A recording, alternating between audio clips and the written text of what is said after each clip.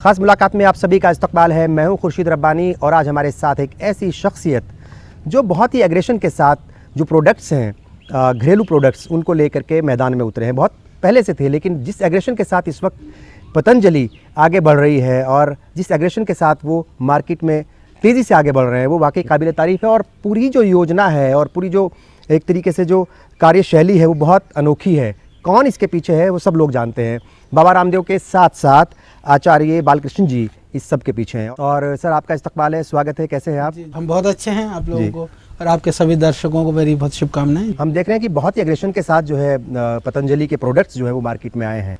इतना एग्रेशन और एकदम इतने बड़े पैमाने पर लेकर के आ गए, लोगों ने शायद अंदाज़ा भी नहीं लगाया होगा। ये लोगों का प्यार है, लोगों ने भरोसा किया और हमने प्रयास किया। हमारा प्रयास और लोगों का भरोसा, और उस भरोसे ने हमारी जो स्वीकार्यता है, हमारी जो एक्सेप्टेंस है, उसको बढ़ाया। और उससे हमने धीरे धीरे जितने भी जो चीज़ें थी अधिक से अधिक कम मूल्य पर और पूरे गुणवत्ता के साथ, पूरी प्रामाणिकता के साथ लोगों तक पहुंचाने का हमने प्रयास किया। लेकिन चैलेंज तो ज़रूर है आपके सामने, और चैलेंज रहा भी होगा पहले से ही, चूँकि जो ग्लोबल मार्केट है उसमें किस तरीके से विदेशी कंपनियां हैं जिनके प्रोडक्ट्स यहाँ पे ऑलरेडी हिंदुस्तान में थे और वो हर घर में थे, लोगों के जहनों में थे। तो वो कहीं ना कहीं बड़ा चैलेंज था कि भाई उन सब के रहते हुए आप अपने प्रोडक्ट्स को जो है वो कैसे उतारेंगे। हमारे सामने चैलेंज कई तरह के रहे, क्योंकि जो FMCG में जो MNCs हैं, जो विदेशी कंपनियां हैं, उनके सामने सिर्फ वो जुगाड़ तिकड़म से आगे बढ़ती हैं। जुगाड़ तिकड़म में होने से वो चीज़ों को मैनेज करके चलती हैं। और हम लोग जो आगे बढ़े, हम लोगों ने मैनेज करके नहीं, पॉलिटिकली या दूसरी तरह से, हमने भरोसे और विश्वास की बस पर हम आगे बढ़े। तो चुनौतियां किसी MNCs को, हिंदुस्तान का चाहे वो कोई भी आवाम हो, विशेष करके जैसे मैं एक छोटा सा उदाहरण दूंगा, क्योंकि ये आपका ETV उर्दू है, तो ज़्यादातर हमारे मुस्लिम भाई बहन इसको ज़्यादा देखेंगे जी। कौन MNCs को, कोई मुस्लिम परिवार का कोई व्यक्ति पूछता है कि तुम अपने प्रोडक्ट में क्या मिलाते हो? कोई नहीं पूछता। गधा, घोड़ा, कुत्ता, खच्चर सब मिलाते हैं। दांत मिला करके कोलगेट के अंदर पेस्ट बना करके वो बनता है आपका, उसका जो कैल्शियम है उनसे बनता है। वो हड्डियों के ढेर में किसकी हड्डी है कोई नहीं पूछता, सुअर की है कि गाय की है।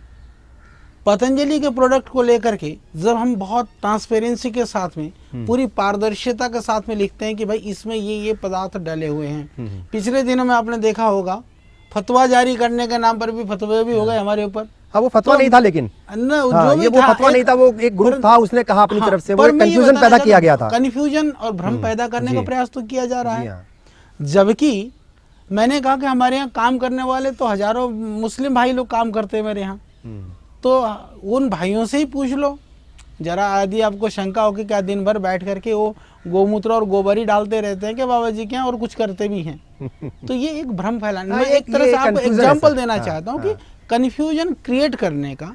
मान लीजिए कि बहुत अच्छे प्रोडक्ट है और सस्ते में मिल रहे हैं, मुसलमानों के लिए भी लाभकारी है, हिंदुओं के लिए भी लाभकारी है, गरीबों के लिए भी लाभकारी है। और मैं आपको आज ये भी कहना चाहता हूँ कि जितना गरीब लोग उस पदार्थ से, प्रोडक्ट से लाभ उठा रहे हैं, उतने अमीर भी उठा रहे हैं। आज जो महंगे महंगे प्रोडक्ट खरीदने वाले लोग थे वो शिफ्ट हो रहे हैं पतंजलि की तरफ। तो ये बड़ी बात है। तो हमको गर्व और गौरव होनी चाहिए, क्योंकि जो अपने स्वदेश के लिए, अपने देश की बनी हुई चीज़ों के लिए देश के लोगों को रोज़गार मिलता है, तो उसको कन्फ्यूजन करने का, क्रिएट करने का प्रयास किया जाता है। तो मैं ये कहना चाह रहा था कि यह कन्फ्यूजन हमको फेस करना पड़ता है, MNCs को फेस नहीं करना पड़ता। इसी तरह से जब हम काम करते हैं तो लोग धार्मिक रूप से भी, आध्यात्मिक रूप से भी खड़े हो जाते हैं। हिंदू लोग भी खड़े हो जाते हैं बहुत सारे कि बाबा जी तो सन्यासी हैं, संत। यानी कि मैं अलग अलग दृष्टि से आपको समझा रहा हूँ।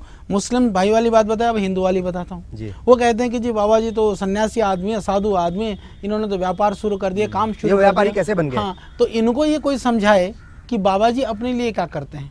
अपने तन में सिर्फ 2 कपड़े पहनते हैं, एक खड़ाऊ पहन करके घूमते हैं, उनका कोई बैंक बैलेंस नहीं है, उनका कोई बीवी बच्चा नहीं है, आगे पीछे कुछ नहीं है। एक पूर्ण ईमानदारी के साथ जो सन्यासी का जीवन होता है, उस जीवन को जीते हैं।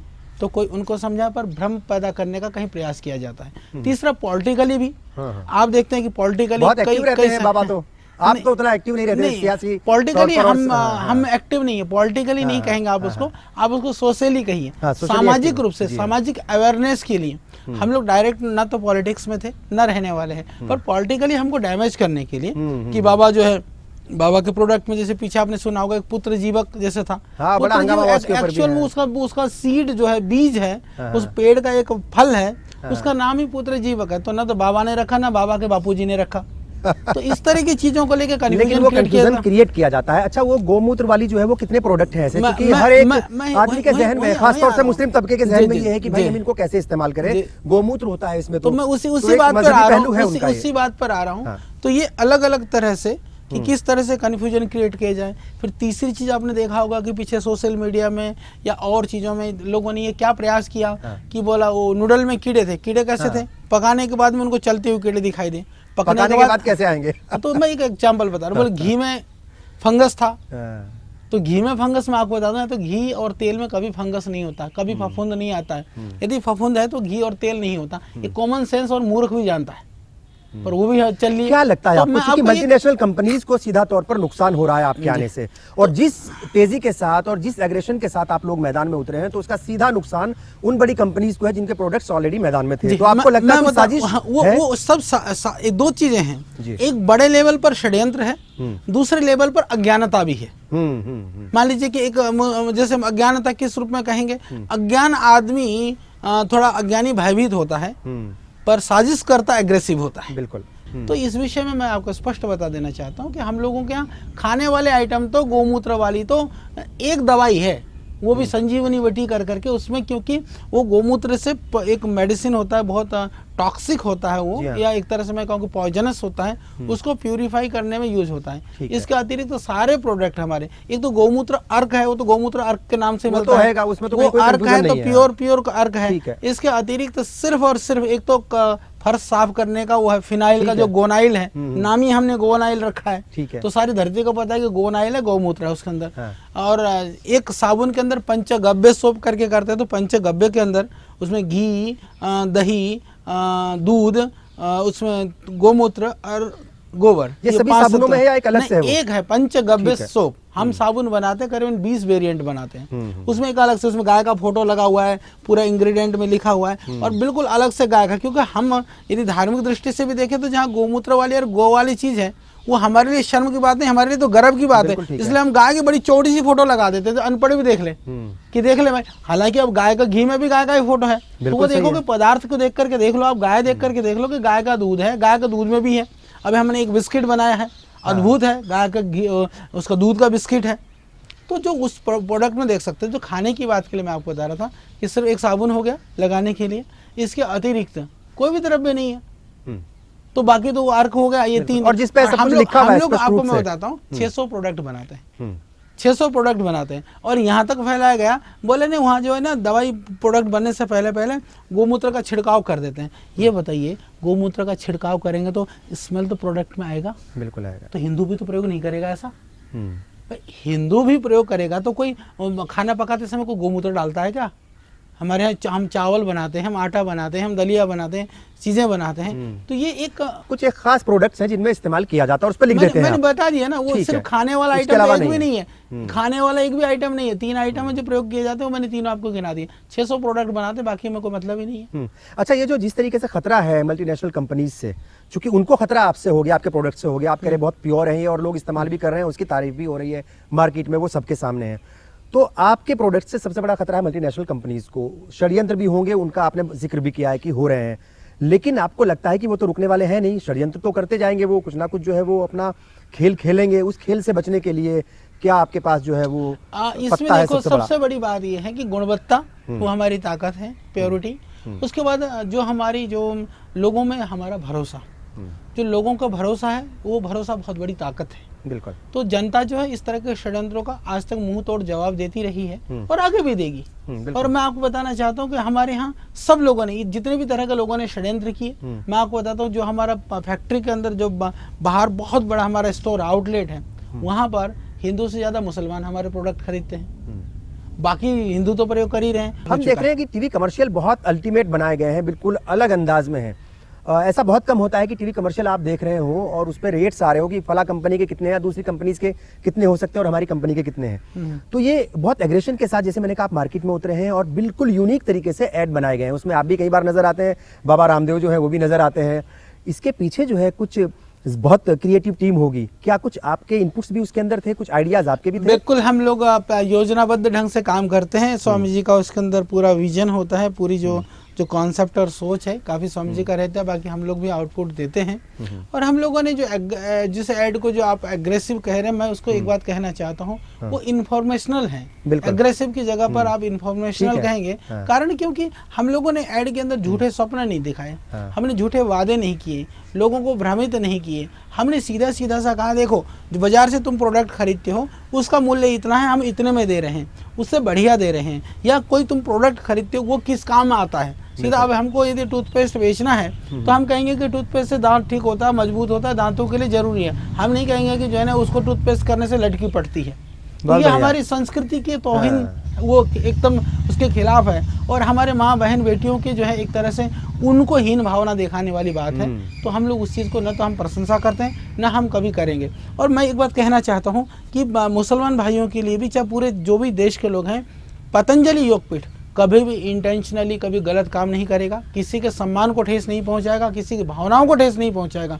कभी यदि क्लेरिकल या मैं कहूं कि कभी ह्यूमन एरर किसी कार्य में हो सकता है, वो हम सुधार कर लेंगे, परंतु इंटेंशनली हम कभी भी, ना तो हमने गलत किया है, न कभी हम गलत करेंगे। हाँ, चूंकि बड़ा चैलेंज है आपके सामने, जो प्रोडक्ट्स लोगों के जहन में रच बस गए हैं, बरसों से चले आ रहे हैं, उनको हटाना, घर से उनको बाहर निकालना और अपनी जगह बनाना बड़ा चैलेंज है। और ये तभी पूरा हो सकता है कि जब प्रोडक्ट के अंदर जान होगी, सच्चाई होगी, और जब उसके अंदर वो क्वालिटी होगी। बिल्कुल, अभी तक हमको बहुत, जितना हम कुछ बना रहे हैं या जितने हम सोच रहे हैं, उससे ज़्यादा लोगों का जो स्वीकार्यता है वो बढ़ रहा है, और हम इसी तरह करते हैं। क्योंकि आप आचार्य हैं और आपने जो है वो जो आयुर्वेदा है उसमें बड़ा काम किया है, बहुत सारे जड़ी बूटियों को जो है वो सामने लेकर के आए हैं, बहुत सारा शोध किया है आपने।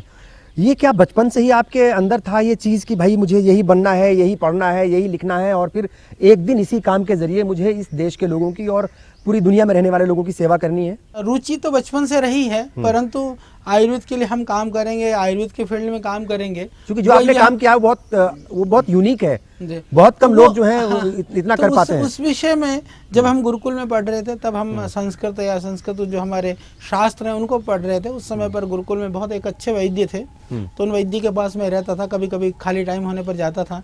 तो वहाँ से एक तरह से रुचि पैदा हुई, और रुचि पैदा होने के बाद में शौकिया तौर पर हमने कुछ कुछ सीखना करना शुरू किया। पर यह हमको भी पता नहीं था कि हमको इसी फील्ड में काम करना पड़ेगा, और देश दुनिया के लोग आयुर्वेद की वजह से हमको जानेंगे। बड़ी मुश्किलें आई थी साहब, हमने देखा 2-4 साल पहले किस तरीके से वो दौर गुजरा, कैसे उस दौर से बाहर निकल करके आपने जो है वो, जैसे अर्जुन की निगाह थी कि मुझे उसके लक्ष्य के ऊपर निगाह थी, ठीक वैसे ही जो है आप भी उस शायद बाहर निकले हैं। थोड़ा मुश्किल दौर था। हम लोगों ने शुरू से ही, देखो एक खुर्शीद भाई, एक छोटी सी बात मैं आपको बताना चाहता हूँ कि यदि आपको कोई भी सिस्टम को चलाना हो, यानी कोई फैक्ट्री चलानी हो, कोई संस्था चलाना हो, विशेष कर करके कोई बिजनेस आइडेंटिटी चलानी हो, कंपनी रन करना हो, करीबन 40 तरह के एनओसी या लाइसेंस लेने पड़ते हैं। बिल्कुल। वो लाइसेंस कौन देता है? सरकारें देती हैं, या तो सेंट्रल गवर्नमेंट की होती है या तो स्टेट गवर्नमेंट की कुछ लाइसेंस होती है। और हम लोग इतनी बड़ी सिस्टम को चलाते हुए हम आंदोलन में कूदे, यानी कि सरकार के अगेंस्ट में कूदें। पूरा दुनिया का इतिहास देखना, भारत का नहीं, ऐसा कोई आदमी नहीं मिलेगा जो बड़ी संस्था चलाता हो और गवर्नमेंट के अगेंस्ट जो है ताल ठोक करके मैदान में उतरता हो।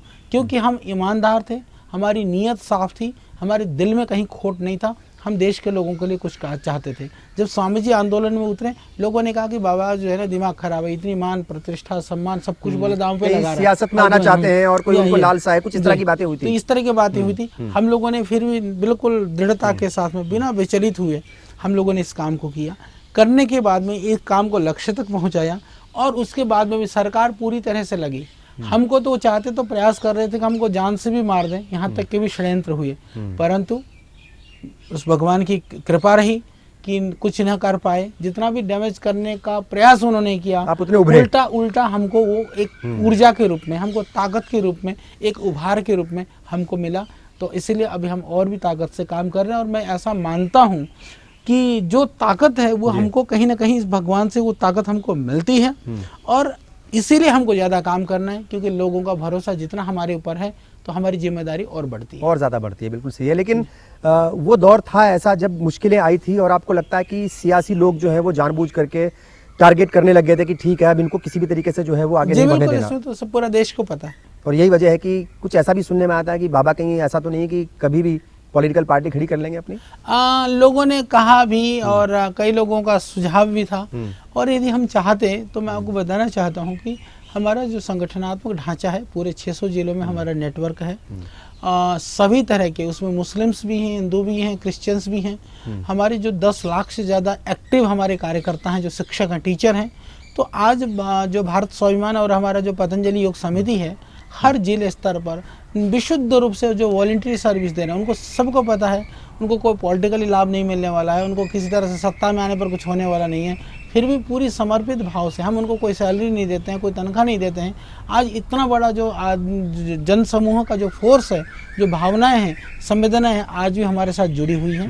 वो हमारी ताकत है। और इसको पॉलिटिकली यदि हमको खड़ा करके ढांचा देना होता तो कोई बहुत बड़ी बात नहीं थी और वो कभी भी की जा सकती थी, परंतु इसलिए नहीं किया गया क्योंकि वह हमारा लक्ष्य नहीं है। 4 साल में 1100% की बढ़ोतरी कारोबार में, ये अपने आप में एक रिकॉर्ड है। ये आप किस तरीके से जो है इस काम को अंजाम दे रहे हैं? क्योंकि बाबा को हम देखते हैं हर वक्त जो है वो एक्टिव रहते हैं पॉलिटिक्स में या समाज के कामों में। बहुत सारी जगह हम देखते हैं पॉलिटिकली भी एक्टिव रहते हैं बाबा, और आप जो है वहाँ लगातार रहते हैं, पर्दे के पीछे लगातार काम करते रहते हैं। ये जो है इतनी तेजी से ग्राफ आगे बढ़ना, इसमें देखो ऐसा नहीं है। सबसे बड़ी ताकत तो स्वामी जी की ही लगी होती है। स्वामी जी हर चीज में पूरा इन्वॉल्व होकर के जितना भी जरूरत होती है वो पूरी ताकत लगाते हैं। और हमारे पीछे बाकी पूरी टीम भी है, हम तो बीच की कड़ी हैं। स्वामी जी जिन चीज़ों को कहते हैं कि ऐसा होना चाहिए, मेरा कार्य तो उतना ही करने का है। बाकी पूरी फोर्स है, पूरी टीम है। और अभी उस टीम के अंदर हम लोगों ने काफ़ी अभी प्रोफेशनल्स टीम भी और बढ़ा ली है। साइंटिस्ट हैं, रिसर्चर हैं, एडमिनिस्ट्रेशन के लोग हैं, मार्केटिंग के लोग हैं, प्रोडक्शन के लोग हैं। जैसे एक सिस्टम को चलाने के लिए अलग अलग तरह के लोग चाहिए होते हैं। पूरी टीम काम कर रही है। आज पतंजलि आयुर्वेद में करीबन 15,000 लोग तो डायरेक्ट एम्प्लॉय हैं जो सीधे सीधे पर काम कर रहे हैं। आज पतंजलि की चर्चा सबसे ज़्यादा होती है। क्यों होती है? क्योंकि कहीं ना कहीं वो पतंजलि से प्रभावित है। तो वो जो माउथ टू माउथ जो है, एक हमने दूसरे को कही, दूसरे ने तीसरे को कही, जो ये जो प्रचार है, ये जो एक तरह के लोगों में एक भावनात्मक जुड़ाव और लोगों तक पहुंचाने की भावना है, वो पूरी ताकत है। वो उसको करोड़ों रुपया दे करके या करोड़ों लोगों से वो काम नहीं हो सकता जो देश की जनता कर रही है। फाइनेंशियल ईयर 2016-17 के लिए टारगेट फिक्स किए हैं 10,000 करोड़ का, और उससे भी आगे बढ़ेंगे। 1 लाख करोड़ भी होगा कभी ना कभी। देखिए हमारा काम है काम करते रहना। जो स्वामी जी का आदेश होता है हम लोग पूरी जी जान से जुट जाते हैं। टीम हम और बढ़ाते जा रहे हैं, काम भी करते जा रहे हैं, लोगों का भरोसा बढ़ता जा रहा है। देखते रहिए, निश्चित रूप से। आपके बहुत सारे वीडियोस हमने देखे हैं, चूंकि आपको जानकारी है बचपन से जो है आप इस फील्ड में काम कर रहे हैं और आपको रुचि भी थी कहीं ना कहीं।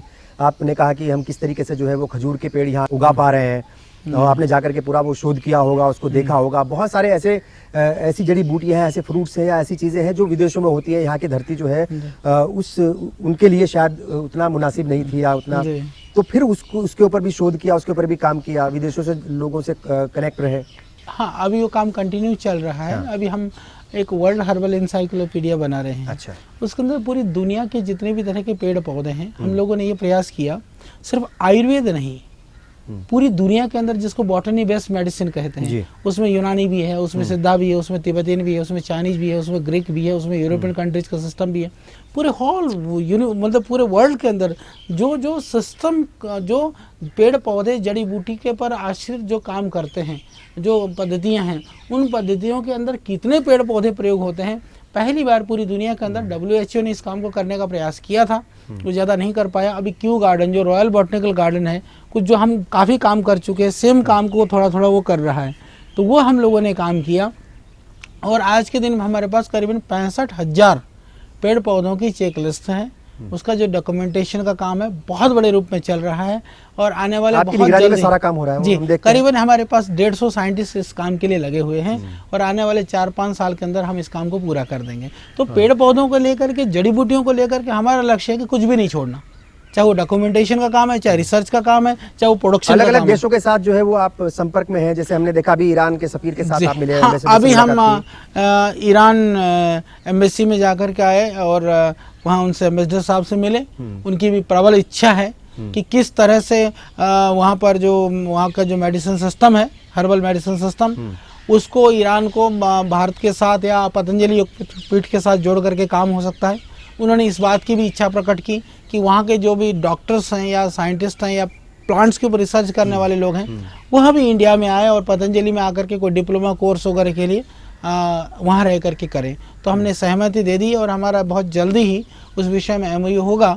इसी तरह से बाहर के और भी कंट्रीज़ के लोग, जैसे पीछे जर्मन से भी आए, स्पेन से भी आए, तो काफ़ी कंट्रीज़ के लोग आते रहते हैं और हम इस तरह की ट्रेनिंग कंटिन्यू देते हैं। तो अब ईरान में भी वो शुरू होगा, तो ये एक खुशी की बात है। बिल्कुल, हम देखते हैं साहब कि इस वक्त हिंदुस्तान के अंदर एक बहुत बड़ा चैलेंज जो है वो मिलावट से है, और बाबा रामदेव और आप जो है मिलावट खोरों के खिलाफ जो है या मिलावट के खिलाफ एक जंग छेड़े हुए हैं। ये बड़ा चैलेंज है आपको लगता है? बिल्कुल, चैलेंज उसमें कई तरह से है। चैलेंज एक तो मिलावट करने वाले मिलावट खोरों से भी है, क्योंकि वो बदमाशी करना चाहते हैं। दूसरा चैलेंज क्या है कि मिलावट होने की वजह से वो मिलावटी चीज सस्ती मिलती है, प्योर चीज को जो है कम पैसे पर उतारने की है। तीसरी समस्या ये है कि जितने भी जो रॉ मटेरियल है वो प्योर रॉ मटेरियल मिले, क्योंकि मिलावट का धंधा जो है सिर्फ बनी हुई दवाई, बनी हुई चीजों पर नहीं है, वो रॉ मटेरियल पर भी है। मान लो काली मिर्च में पपीते का बीज से लेकर के, जीरे में पत्थर से लेकर के, धनिया में पता नहीं क्या दूसरी चीज आइटम से लेकर के, हर चीज में मिलावट है। तो इस समय पर raw material, pure raw material ढूंढना, उसको हम लोग चैलेंज है, ये अपने बहुत बड़ा चैलेंज है, पर भगवान की दया से आज तक हम उसको ठीक से कर रहे हैं। हम देख रहे हैं जो कमर्शियल ऐड आ रहे हैं उसमें बाबा एक बात बोलते हैं बीच में कि पतंजलि प्रोडक्ट्स खरीदिए और देश की सेवा कीजिए। पतंजलि प्रोडक्ट्स खरीदने में देश की सेवा कैसे है, ये थोड़ा समझ नहीं पा रहे हैं लोग। हाँ, ये एक बहुत स्पष्ट संदेश है जी। पतंजलि योगपीठ का कुछ भी, कोई भी यदि रेवेन्यू जनरेट होता है, वह 100% सोशल एक्टिविटीज के लिए, चैरिटी के लिए, एजुकेशन के लिए हम खर्च करते हैं। उसी के लिए वो है। हमारा आज आयुर्वेदिक कॉलेज चलता है, एक पैसा हम डोनेशन नहीं लेते हैं। जितना सरकारी फीस है, शायद देश का ये इकलौता कॉलेज है आयुर्वेदिक कॉलेज, नहीं तो आप जानते हैं कि मेडिकल की पढ़ाई में या आयुर्वेद की पढ़ाई में लाखों लाखों रुपया जो है लोग डोनेशन के नाम पर लेते हैं। हम एक भी पैसा नहीं लेते हैं। हमारा कॉलेज हर साल लॉस में रहता है, पर हमारे पास जब साधन है दूसरी जगह से आता है तो हम उसमें लगाते हैं। हमारा विश्वविद्यालय चलता है, विश्वविद्यालय के अंदर हम लोग मुश्किल से नाम चेहरे का शुल्क लेते हैं। 25-30 हज़ार रुपये में हम पूरे साल भर का एजुकेशन और सारा हॉस्टल वगैरह सारी व्यवस्थाएं फ्री देते हैं। इसी तरह से हमारी जो दूसरे स्कूल की व्यवस्थाएं वो हम फ्री सेवा करते हैं। पूरे देश के अंदर हमारे पास आज 1200 चिकित्सालय हैं जहाँ हम 100% फ्री कंसल्टेंसी देते हैं। सरकारी हॉस्पिटल में भी 10-20 रुपए की पर्ची बनती है, पर हमारे हॉस्पिटल में कहीं नहीं बनती है। इसीलिए देश सेवा है। आज पूरे देश के अंदर 1 लाख से ज्यादा हमारी योग की कक्षाएं चलती हैं, वो फ्री चलती हैं। कहीं भी किसी कक्षा में एक भी पैसा नहीं लिया जाता। अभी इंटरनेशनल योगा डे होना है, हम अपने पूरे वॉलंटियर्स को पूरे देश के अंदर खड़ा कर रहे हैं। हम चाहते हैं कि कम से कम हमारे 10 लाख 15 लाख लोग जो है वो योग करें। उनके लिए जो बेसिक चीज़ें, टी शर्ट वगैरह, साधन वगैरह, वो करोड़ों रुपया का सामान है, वो हम वॉलंटियर्स को, काम करने वालों को फ्री में देंगे। तो इस तरह से जो विविध गतिविधियां जहाँ भी जितना भी हो सकता है हम लगातार लगे रहते हैं। अभी हमारी आगे की योजना है इस देश के अंदर। फूड पार्क भी आप लेकर के आ रहे हैं महाराष्ट्र में? अभी फूड पार्क वगैरह के लिए जैसे हम महाराष्ट्र में विदर्भ के लिए हम काम कर रहे हैं, या इधर आपका जो है यूपी में और मध्य प्रदेश का कुछ जो बेल्ट है, बुंदेलखंड वाला एरिया है, बुंदेलखंड के और विदर्भ के लिए हमने पूरी योजना करी, सर्वे किया और हमने देखा कि वहाँ पर जो किसानों की हालत है बहुत दयनीय स्थिति है।